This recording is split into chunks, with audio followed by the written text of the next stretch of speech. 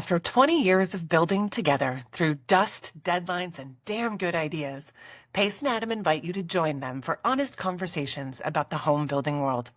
Welcome to Build Connected, where experience meets insight, powered by Diamond Home Restoration. Do, re, mi, fa, sol, la, ti, do. Okay. Now I'm ready. Hey, everybody. Welcome back to another episode of Build Connected. I'm Adam. And I'm Pace. And we're going to get after it. Yeah. How was your weekend? That's how I like to start off. You're on vacation. You're in Maine. You're going to your antique shops and your antique shows and looking at farm animals and swimming in lakes and riding your tractor and getting all of toys, those things. Yeah. You know, the only thing you didn't hit is the auctions. Couple of auctions, one country auction and one kind of high society auction. Ooh, yeah, you got a new thing you're big on now, right? You got your little hobby. Maybe you want to share with the people what your new hobby is. No, not today. That's just for me. Sorry. Thanks. That's personal. Yeah. Okay. No, great week. We had Sarah's mom here and we went all over, went to lots of great places, and it was her first trip here visiting us, and it was great. So great week. Nice. How about you?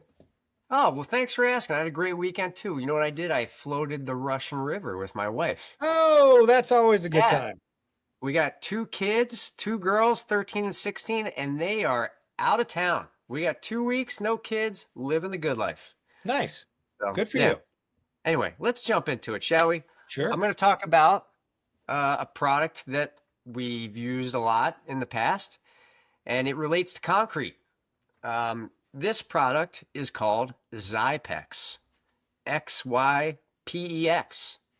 So I'm sure maybe a lot of you are listening and have no idea what Xypex is and what it does, but I'm going to tell you. So Xypex is an additive that you can add into your concrete.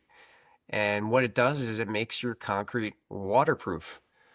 But the caveat is this has to be done kind of at the plant. So if you're doing a big project and you're ordering concrete from a concrete truck, you just got to tell the concrete company, listen, I would like the additive of Xypex in my mix. And so the question is, well, where would I need to use that? Why would I want to use it?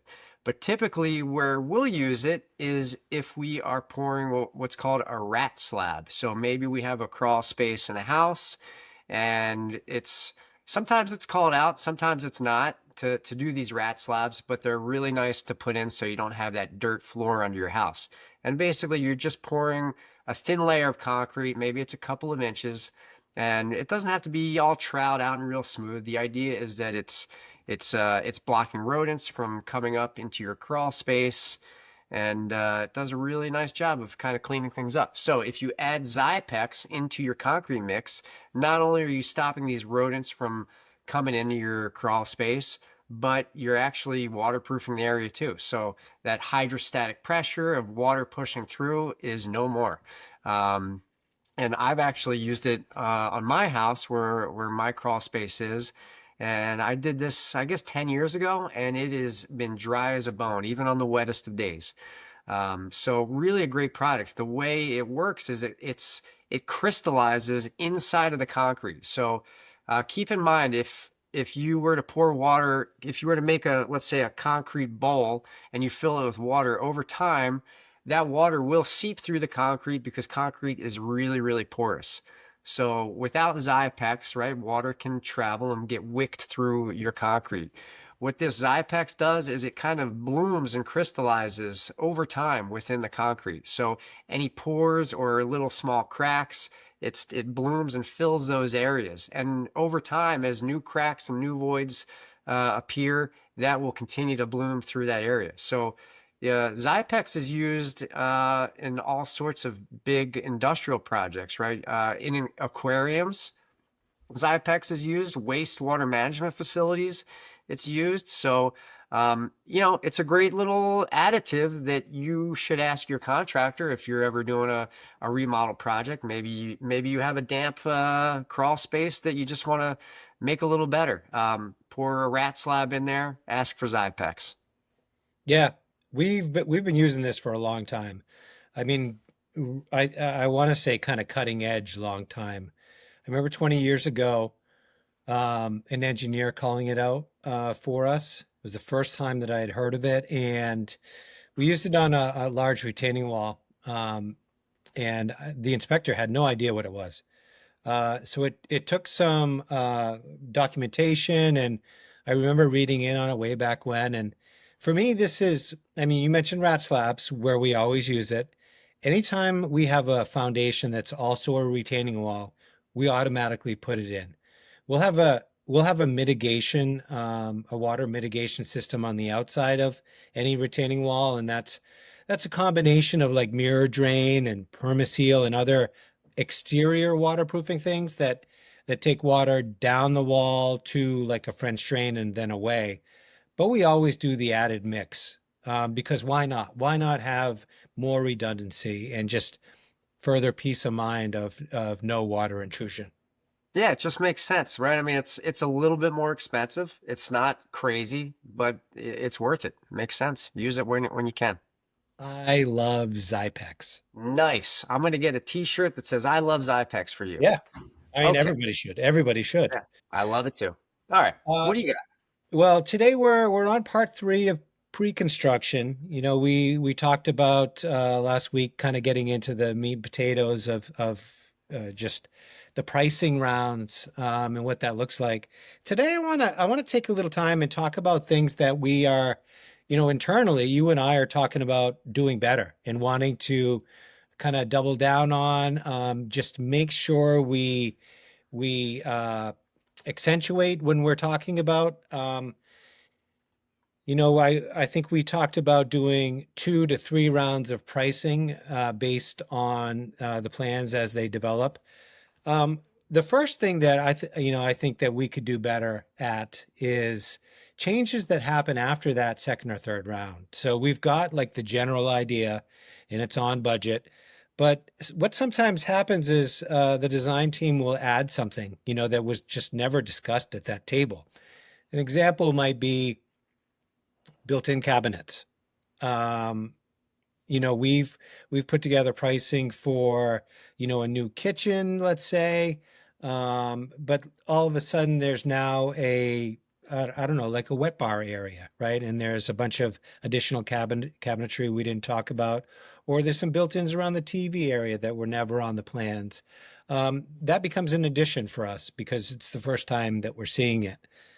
Another example, is when the plans finally make their way through permitting. What can happen is like a building department official will change an engineer's detail, will ask for something additional, and that would trigger a change as well. A couple of others that we've talked about on past episodes, that discovery phase, right? Just doing a better job of based on the project that we're doing with the client, what we will be uncovering and what kind of potential is out there. I think just making them more aware. There may not be anything in discovery, but just letting them know that there is a possibility of something. And then, owner additions. We've talked about these as well. Just saying that, of course you can add anything you want, but there's a price that goes along with it. So those are some things that I think, we're trying to do better. Adam, any other things catch your mind on where we're maybe trying to improve or other examples of what I just talked about? Yeah, no, I think you hit the nail on the head there. Yeah, the discovery phase is a big one, right? I mean, there are things that come up, and I think we definitely need to do a better job of getting in front of that and really helping people be aware of things that can be potentially coming up. I mean, we're experiencing that now on a project. If you go to some of the stuff we post on Instagram, actually, we have a new one that we're going to be showing just of some excavation we're doing and some demolition that we're doing. But for example, we're having to move a bunch of dirt underneath the crawl space because there's not enough head height in there right now, and there's a really moist area of dirt. We're not sure where it's coming from, but there could be a leak somewhere. But these are the kind of things that you don't know until you get in these projects, and it's good to kind of have a little bit of money set aside for these kind of things that happen, and just get in front of those early on before work starts. Help the homeowners be aware of these potentials. Yeah, so three or four different areas where additions can enter the project, and just doing a good job talking about them up front so we don't catch clients unaware. You know, the other thing, if you think about pre-construction as setting up the projects for success at the beginning, the other thing we've been talking about is kind of the tail end of the project, how to make sure that that transition from construction into the owners living in the place is as smooth as possible. And so we've been talking about just like a maintenance package. Um, you know, what's the first thing that you should be checking on, say next year? Like, do you have some sort of a pump that needs to be inspected by the city? What's the first time you need to think about repainting the house? What's the roof warranty like? Like all of those things, just having that conversation as the project's winding down, just so homeowners are aware, what they should be keeping an eye on. And, the more technical and high efficient our houses get, the harder they are to use. I mean, it's not the house you grew up in where there's a thermostat that just goes up and down. Like there's a lot of smart systems, and so our manual that we present to clients, I think just having it really be an orientation package for your house, so that when you think that you need more fresh air, you know how to do that. When you want to go on vacation and change like settings on a water heater or a heat pump, you know how to do that. So just really helping train the clients on how to best use their house. Pace, you just gave me an idea for another episode that I think might be valuable to people out there, and it's about maintenance on your house. I think there's a lot of people out there that don't know what needs to be serviced often. And when I say often, I mean maybe annually, right? But I think there's some important information and knowledge that we can share with people to help them realize some of the things that are in their house that maybe they let go for years that actually need attention sooner than that. So just a little seed you planted in my head for a future episode. Yeah, for sure. All right, well, let's move into what's I'm on vacation, so everything around me is fun. You got to Yeah. talk about something fun going on while you're holding down the fort. There you go. Interesting things happening on projects, part of the show. Yeah, let's discuss something that we're doing right now. One of our projects that we're working on, the homeowners, they decided that they would like to change out all of their interior doors. They currently have hollow core doors, just slab doors, and they'd like to go into more of a solid door, a shaker style. And so that's something we're going to do for them. But it's easier said than done, right? There are two approaches to changing doors. One is to actually take the door off the hinges, get a new door, mortise out those exact hinge locations and doorknob locations, and put them back in. The other option is to completely remove all of the trim and or casing around the existing doors and remove the door and the jambs and reset new pre-hung doors. A pre-hung door is basically just a door that comes with the jambs already in place, and you put that in place and then you put your trim back on. It gets expensive. Either way, let's just talk real quick about the second option I just mentioned, which is installing new doors that are pre-hung. You have to remove trim, you have to hang the door, you got to put the trim back in, you got to paint the trim, you got to paint the door. There's a bunch of kind of trades that are involved with that. The first option that I mentioned is just swapping out the door, right? Sounds easy. We don't have to touch the trim. We just need to take the door in and take the door out, put the new door in. But you'd be surprised how difficult it is to make a new door fit in an old opening, right? So, the house is old-ish, and these openings are not all square. So, as a carpenter, I've been around new doors and putting them in old openings, and it certainly takes a great deal of time if the opening is really out of whack. So you can really find yourself spending a lot of labor to do that kind of thing. But on this project, Pace actually found a company that will take the old doors out and put a new door into the existing opening for a really cost-effective price. They have lasers and such that they bring on site, and they basically take pictures and shoot lines on the existing openings, and they're able to manufacture these doors in their shop to the exact opening that you have on your house. And even if the opening is out of whack, they're going to cut that door to that out of whack opening. And in the end, it's more cost effective for us to go through a company like that than to have our guys modify each individual new door. So, it's an interesting process. If you're out there and you have some old doors, and actually Pace, we found this because you were experiencing this on your house kind of at the same time, which is why you dug into finding this company. But I think there's a bunch of these throughout the country, wherever you are. If you're changing out your doors, it might be worth kind of investigating a company that offers this service. So we're moving forward with them, and I think it's going to be a good value to the client without spending an exorbitant amount of money to have us personally modify each individual brand new door. Yeah, I don't think there's any reason we can't throw the name out there. The company we're using is Home Story. You know, yes, they come out with their laser setup, and I think that that's their sort of trademark. They're shooting everything around your existing hinges. So they're doing all of that mortising exactly in their shop based on your hinge locations. And the other great advantage is they are factory painting the doors. So they're running it through like a spray line and baking them, 2 times, and it's a better finish than we could ever get on site. So stay tuned on this one. We kind of are all the way. We're in fabrication right now, but they're not hanging yet.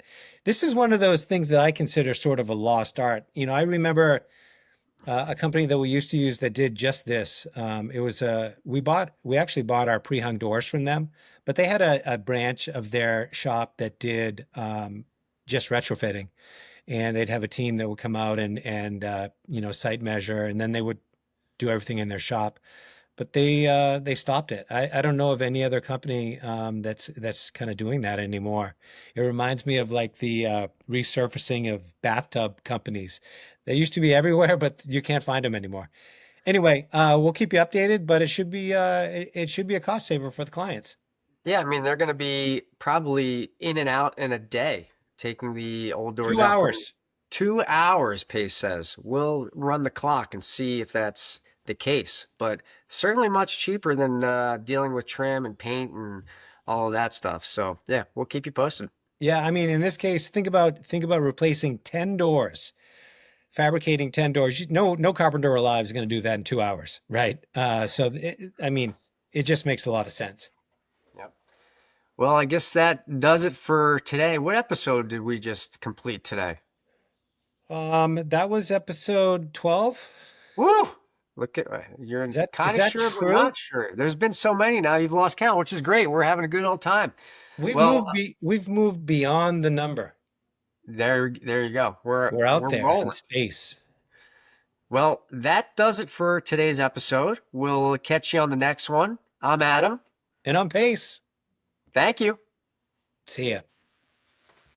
Thanks for joining us on Build Connected. For more stories, insights, and ideas, visit diamondhomerestoration.com or find us on Instagram and LinkedIn. We'll be back next week. We hope you will too.